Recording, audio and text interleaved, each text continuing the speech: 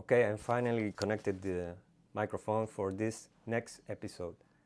And what is this channel about and what I'm talking? This is a series about creating generational wealth in the shortest time possible, as humanly possible.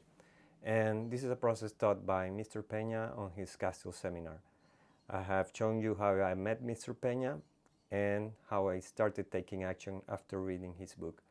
So, after reading the book, Your First 100 Million, the original one, well, not the original, but the pirate version somewhere in the internet, which I found, I started to think, what the fuck, who should I call? So I started like imagining like my bosses in previous jobs or people in the industry I was moving around, which is technology, web and all that. So I started like looking for this type of persons, names and like the top companies and in the region, and I just knew friends who knew those people, and I started like through out those friends trying to find the contacts and the numbers or probably looking websites. So I managed to call a guy, and an old person who already died, and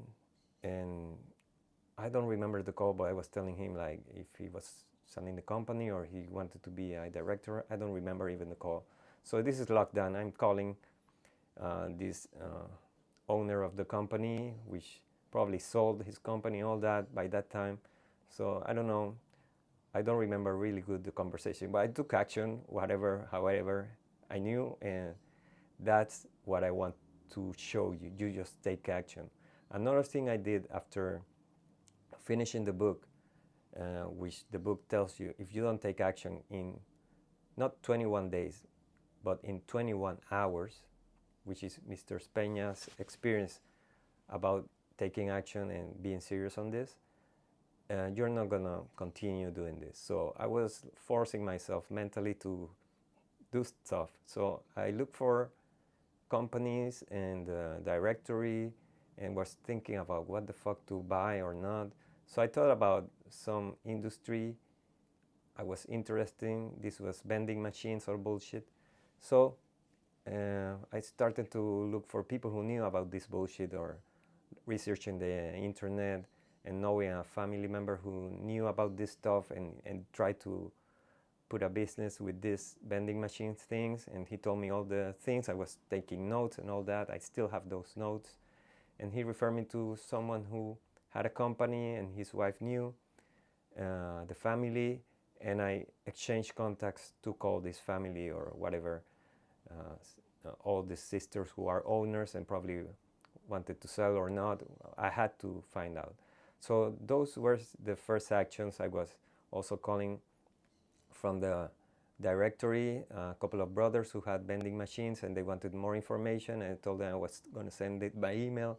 I never did probably, and I contact people by email also, and all that. That was my first taking action, and the realization was that if you ask, probably people are going to show interest. So at least some interest was there, and there was some living proof about what Mr. Peña was teaching or showing us. So in his free content on the book and everything. So you need to look for sellers. So I did look for sellers, which is not the first step, not the second, not the third. It's already the fourth step.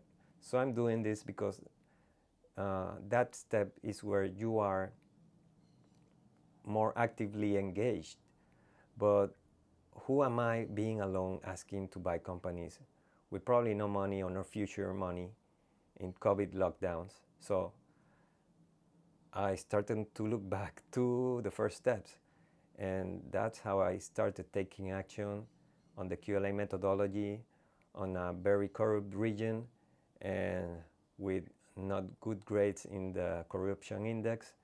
And although this is a challenge, and I've seen the videos where Mr. Peña tells us this is going to be challenging, where there's no rule of law and everything.